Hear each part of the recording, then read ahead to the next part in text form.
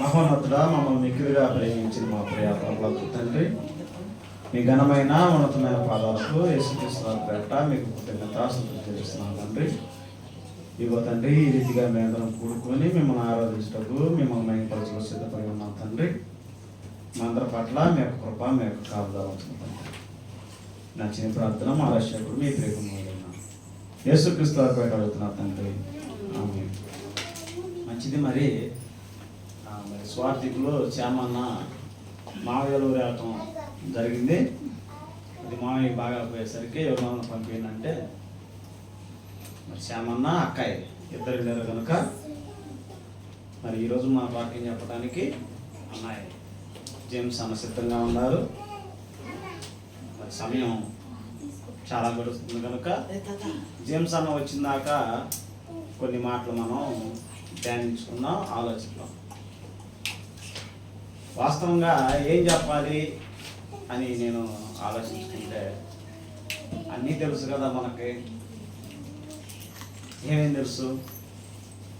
పాపం అంటే ఏదో తెలుసు, పాపానికి ప్రతిఫలం ఏదో తెలుసు, పాపం చేయాలా వద్దా కూడా తెలుసు, పాపం మనిషిని ఎలా ప్రేరేపించింది అని కూడా తెలుసు, ఏ విషయంలో ఎలా ఉండాలి ఇవన్నీ కూడా మనం వారం వారం ధ్యానించుకుంటున్నాం. ధ్యానించుకున్నటువంటి మనం వాటిని ఆచరణలో పెడితేనే మనందరం కూడా మేలు. కాబట్టి మరి ఇప్పుడిప్పుడు మనం కొన్ని మాటలు మనం ధ్యానించుకోవాలంటే కొన్ని రెఫరెన్స్ చాలా కష్టతరం. కాబట్టి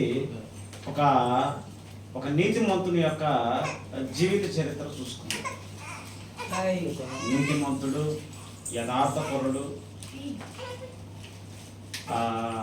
మనం కొత్త నిబంధనలో మేము క్రీస్తు పత్రికలమై ఉన్నామని మీరు ఎరుగురు అని చెప్పి పౌలు గారు ఎంత స్టేట్మెంట్ ఇచ్చాడో అలాంటి స్టేట్మెంటే పాత నిబంధనలో ఉన్నటువంటి భక్తులు వారి యొక్క జీవితాలు కూడా మనకంటే కనపడతాయి. పాత నిబంధనలో ఉన్న భక్తులకి 100 మార్కులు వేసి, కొత్త నిబంధనలో ఉన్న భక్తులకి 100 మార్కులు వేసి, పాత నిబంధనలో ఉన్న భక్తులకి ఒక 10 తగ్గిద్దాం అనే ఆలోచన మనుషులుగా మనం చూసుకుంటాం.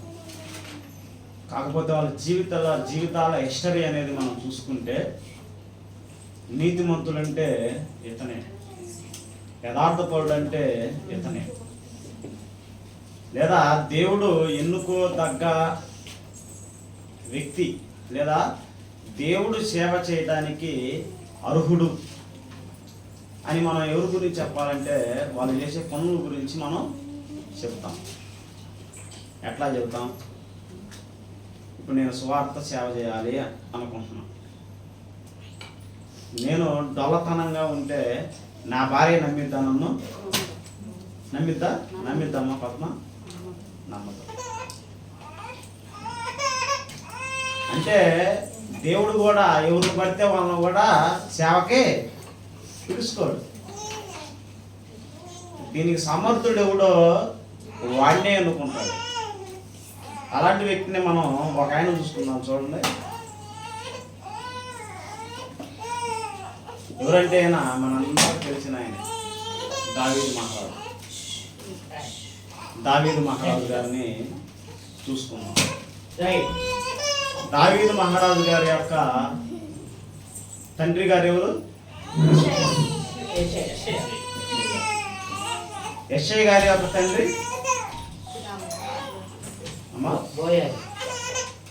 బోయాజు గారు. రూతు గ్రంథం చూడండి.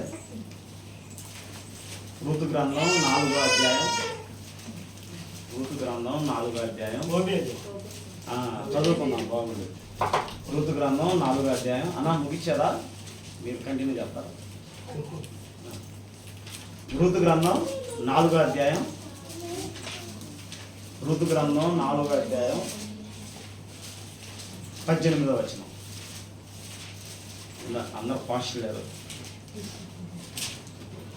రూతు గ్రంథం 4వ అధ్యాయం. పెరేసు వంశావళి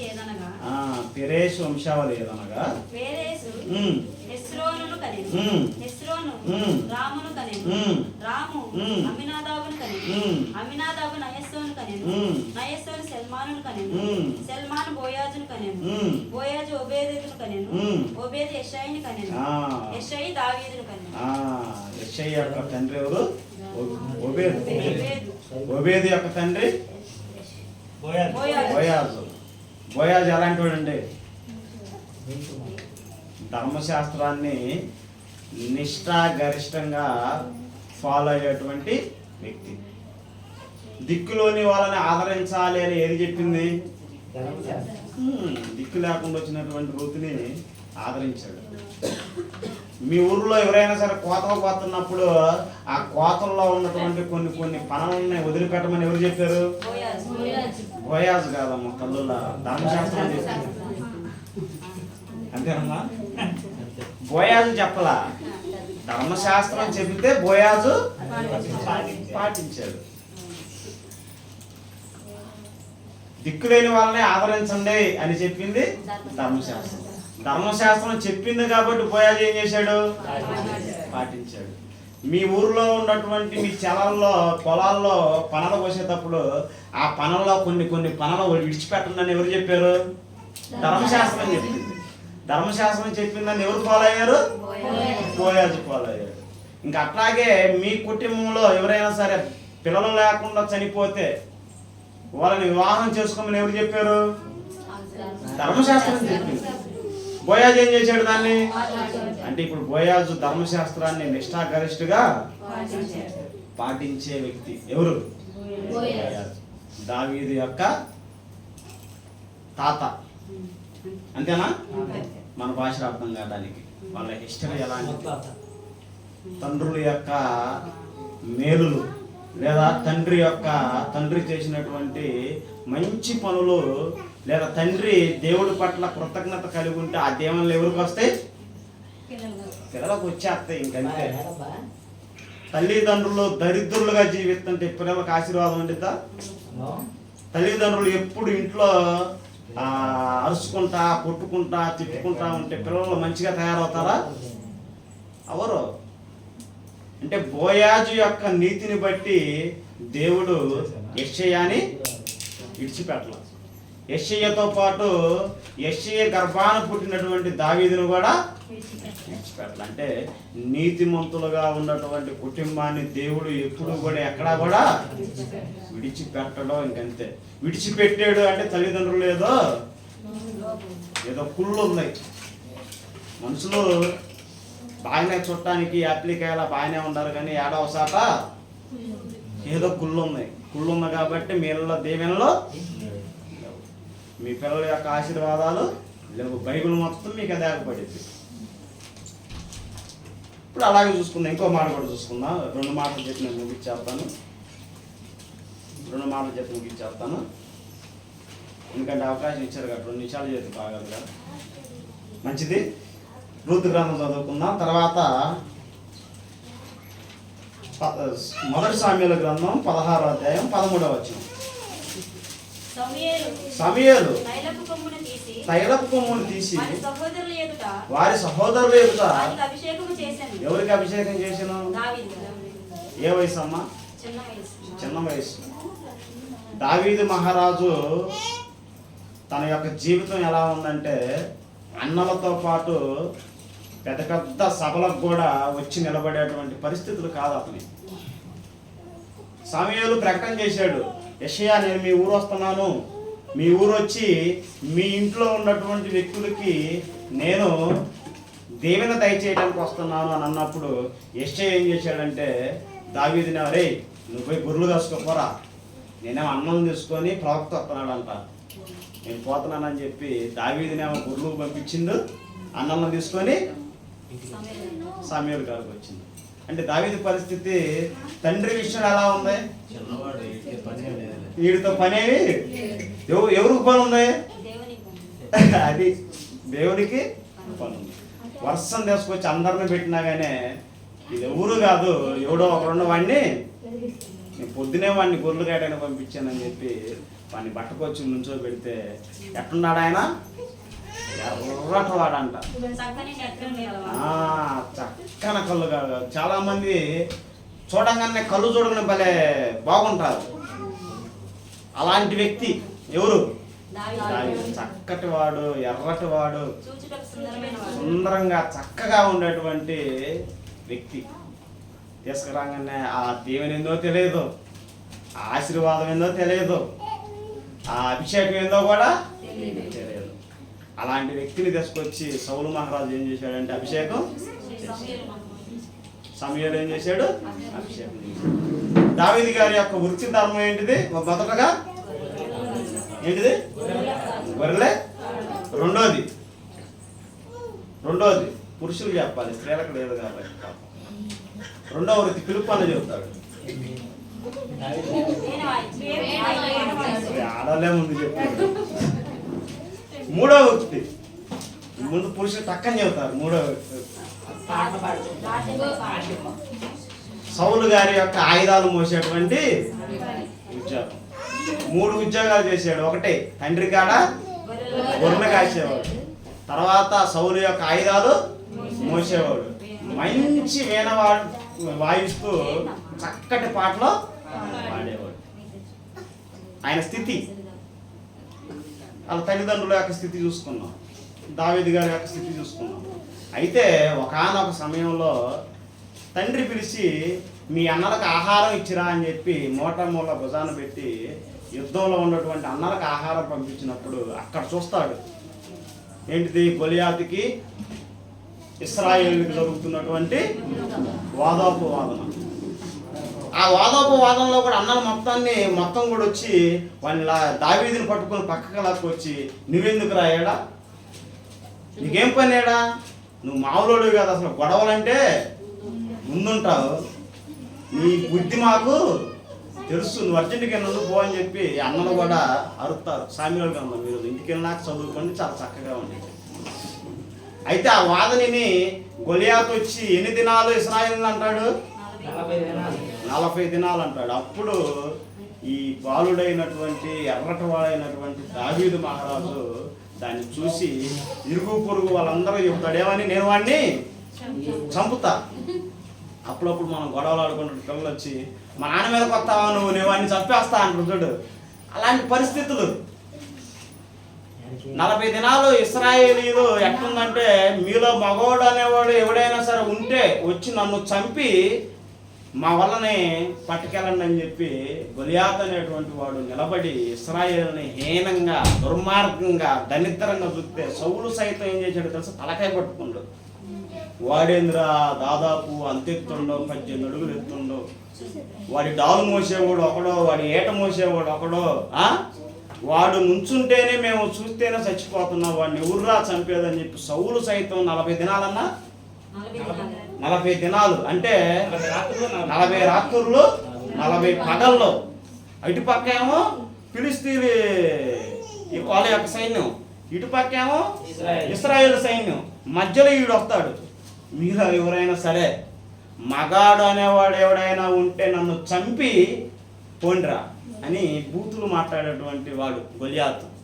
అది చూసి బాలుడైనటువంటి దావీదు తట్టుకోలేక అల్లకొల్లానమైపోయి ఇంక నిర్ణయం తీసుకుంటాడు, నేను వాడిని చంపుతా అని చెప్పి ఎన్ని రోజులు తిరిగిండే పాప వాళ్ళందరి చుట్టూ అటు తిరిగి ఇటు తిరిగి సౌలు కాడకపోతే సౌలు అంటాడు, అయ్యా నువ్వు ఇంకా చిన్నవాడివి, వాడేమో చాలా యుద్ధ సంపన్నుడు, యుద్ధంలో ఆరితేలిన వాడు, నువ్వేడ చంపుతావు,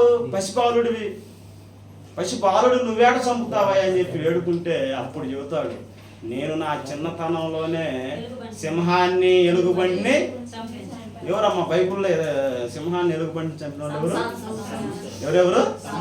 తర్వాత దావీదును కూడా చెప్పుకోవాలి మనం. సింహాన్ని నా చిన్నతనంలోనే మాలో ఉన్నటువంటి ఒక మేక పిల్లని సింహం వచ్చి తీసుకొని పోతుంటే దాన్ని ఎమ్మటబడి దాన్ని చీల్చి దాని నోట్లో ఉన్నటువంటి నా యొక్క మేక పిల్లని నేను కాపాడాను.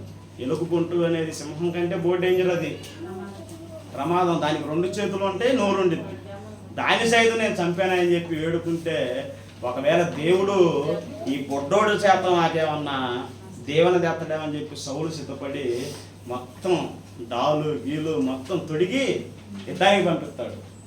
అవన్నీ తొడిగితాయి మొయలేక నాకు ఇవన్నీ అలవాట్లేదు. నాకు ఇవన్నీ అలవాట్లేవయ్యా, నేను ఈ మొయ్యలేను, ఈ కిరీటం మొయ్యలేను, ఏం చేయలేను. నా చేతిలో ఒక ఆయుధం ఉంది. ఏంటిది అది? కార్డ్బేల్. కార్డ్బేల్ ఒకటి ఉందయ్యా, నేను దాంతో అతన్ని ఎదుర్కొంటా అన్నప్పుడు కొన్ని ప్రకటనలు జరుగుతాయి. మీరు చదువుకోండి, సమయం అయిపోయింది కాబట్టి. ఏం జరుగుతాయి అంటే, ఎవరైతే గొలియాతును చంపుతాడో సౌలు యొక్క సామ్రాజ్యంలో అతడు నిరంతరం ఉండిపోతాడనే ప్రకటన జరిగింది. ఎవరైతే గొలియాతును చంపుతాడో నా కూతుళ్ళలో ఒక కూతురు నుంచి వివాహం చేస్తా ఉంటాడు. ఎవరైతే గొలియాతును చంపుతాడో గొలియాతును చంపినటువంటి వంశం ఉంటుంది కదా, అది యోధా గానే బెన్యామీను గానే ఏదైనా సరే, ఆ గోత్రాన్ని నేనేం చేస్తానంటే నిరంతరం ఆస్తులు పాస్తులు అవన్నీ ఇచ్చి దాన్ని అర్ధ భాగం ఇస్తా అంటాడు, అంటే సగభాగం ఇస్తా అంటాడు. దావీదుకి ఇవన్నీ వినపట్ల. అది కాదు, ఇశ్రాయేలు హేళనగా మాట్లాడాడు చూడు, అది ఒక్కటే ఆయనకి ఎందుకు ఏం పడుతుంది. బాలుడికి ఏం తెలుసు సగరాజ్యం, బాలుడికి ఏం తెలుసు వివాహం, బాలుడికి ఏం తెలుసు ఆ డబ్బులు అవన్నీ. ఆయనకు ఒక్కటే ఉంది చెవులు, ఏముంది?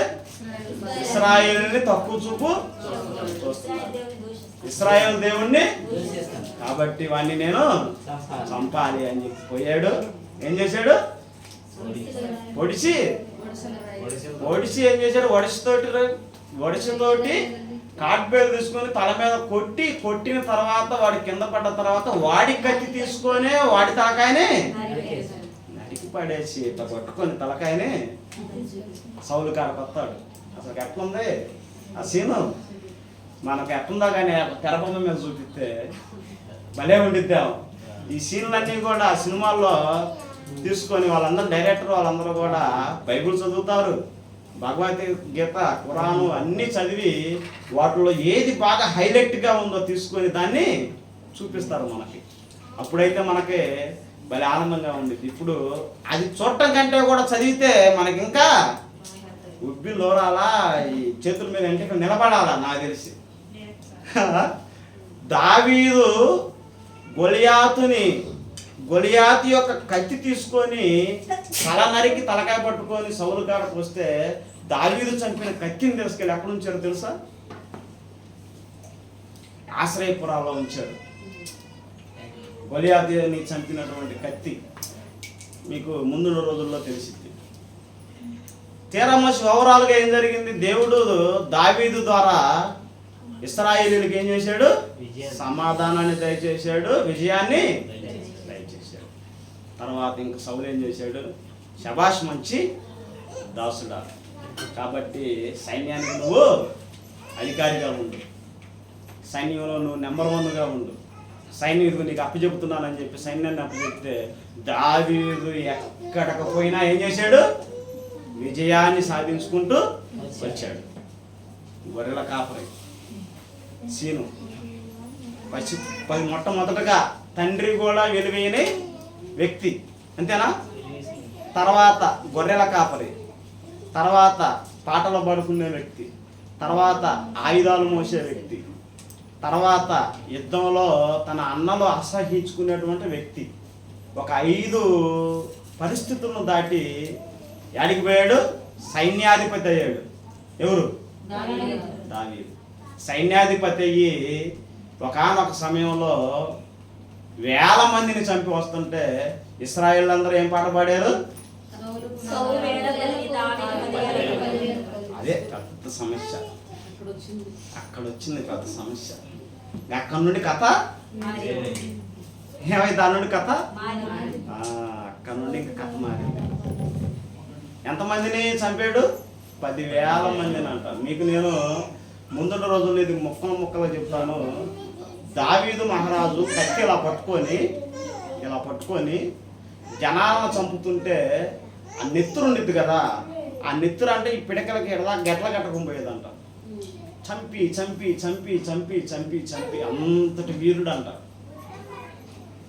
అయితే ముందున్న రోజుల్లో మీకు ఇంకా మంచి విషయం ఉంటుంది. దావీదు మహారాజు ఎప్పుడైతే రాజు అవుతాడో, దావీదు మహారాజు రాజు అయినప్పుడు దావీదుకి దయచేసినటువంటి రక్షణ ఎలా ఉంటుందో తెలుసా? ఇది ఒక రక్షణ అనుకోండి. ఇక్కడ వచ్చేసరికి ఎంతమంది ఉంటారంటే 6 ఉంటారు. 6 ఉంటారు. ఇక్కడ ముందున్న రోజుల్లో మీకు అవ్వబడింది ఈ స్టోరీ. ఇక్కడ 6 నుంచి మళ్ళా ఇక్కడ ఎంతమంది ఉంటారు తెలుసా? 12. మళ్ళా ఇక్కడ ఎంత? 24. మళ్ళా దీన్ని డబల్ చేయండి. ఎంత? 48. ఇలా వరల తీసుకుంటూ పోతే దావీదు యొక్క రక్షకులు 60 మంది. 60 మంది వాళ్ళ పేర్లు కూడా ఉన్నాయి బైబిల్.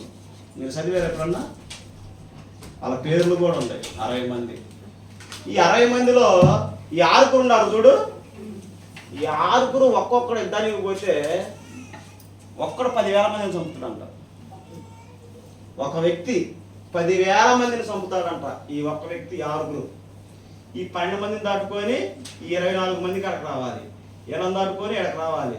7 దాటుకొని ఎక్కడికి రావాలి. 7 కూడా దాటుకొని దావీదు కాడికి రావాలి. జరిగే పనేనా? జరిగే పని అన్నది అది దావీదుకు దేవుడు దయచేసినటువంటి రక్షణ. మీరు ముందున్న రోజుల్లో చూసుకుందాం, బాగుండిద్ది. అయితే ఇప్పుడు దాకా చెప్పుకున్నాం కదా ఈ విషయాలు, ఈ గుర్తు పెట్టుకోండి. ముందున్న రోజుల్లో ఇది ఒక సీరియస్గా మనం చెప్పుకుందామని నేను కొద్ది భాగం ఏడాది తీసుకొచ్చాను. దావీదు 10,000 మంది, సౌలు 1,000 కొలది, దావీదు 10,000 మంది అని ఎప్పుడైతే ఇశ్రాయేలీలు దావీదు వైపు మొగ్గు చూపుతున్నారో, దావీదుకు పేరు వస్తుందో, దావీదుకి ఘనత వస్తుందో, సౌలు అల్లకొల్లం అయిపోయాడు. ఏంది నాకు రావాల్సిన పేరు? నేను కదా రాజుని, నేను కదా వీరుణ్ణి.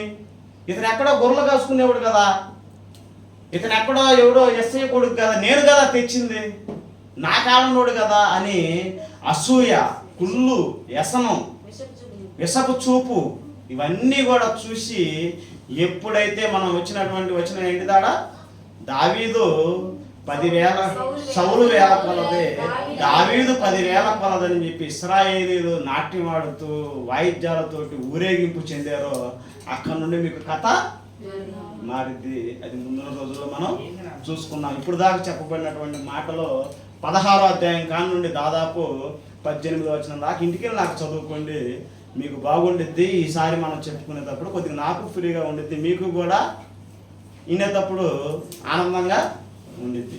మనకి ఖచ్చితంగా మర్చిపోకుండా చదువుకోండి. 16వ అధ్యాయం కాని నుండి 2 అధ్యాయాలే, పెద్ద పనేం కాదు. ఒక కూర తాలింపేసే లేపే అయిపోయింది. మంచిది. అందరికీ వందనాలు. చిన్న ప్రార్థన చేసుకుందాం. మహోన్నతుడా, మమ్మల్ని మిక్కిలిగా ప్రేమించిన మా ప్రియ పరలోకపు తండ్రి, మీ ఘనమైన ఉన్నతమైన పాదాలకు యేసుక్రీస్తు వారి పేరిట మీకు కృతజ్ఞతాస్తుతులు చెల్లిస్తున్నాం తండ్రి. పాత నిబంధనలో ఉన్నటువంటి భక్తులను మేము ధ్యానించబోతున్నాం తండ్రి. వారి యొక్క జీవితాలను మేము ఆలోచించబోతుండగా తండ్రి, మేమందరం కూడా వారి యొక్క జీవితంలోకి తొంగి చూస్తూ మా యొక్క జీవితాలను కూడా వారిలా మేము సరి చేసుకుంటూ మీరున్నటువంటి లోకానికి వచ్చేటువంటి గొప్ప అదృష్టాన్ని, గొప్ప భాగ్యాన్ని మా దయచేయండి. నా చిన్ని ప్రార్థన మా రక్షకుడు మీ ప్రియకుమారుడైన యేసుక్రీస్తు వారి పేరిట అడుగుతున్నా తండ్రి. ఆమేన్.